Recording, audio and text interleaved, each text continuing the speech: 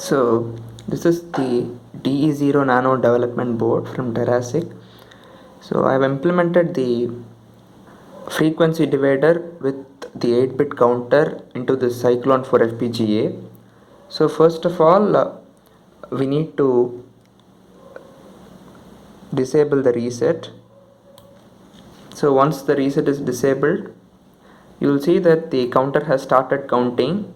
That is, the clock frequency of the counter is just 1 Hertz, which is being generated from the 50 megahertz onboard clock, which is right here. 50 megahertz onboard clock on the T0 Nano. It is being fed into the frequency divider, and then it's being reduced to 1 Hertz and it's fed to the 8-bit counter.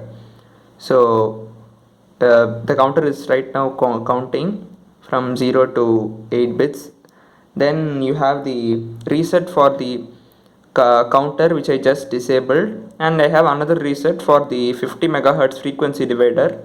And when you enable that reset, it stops counting because the counter no longer the frequency divider no longer works, and hence no clock is fed into the counter. It's just stuck. But when you again disable the reset, you will notice that it starts counting again.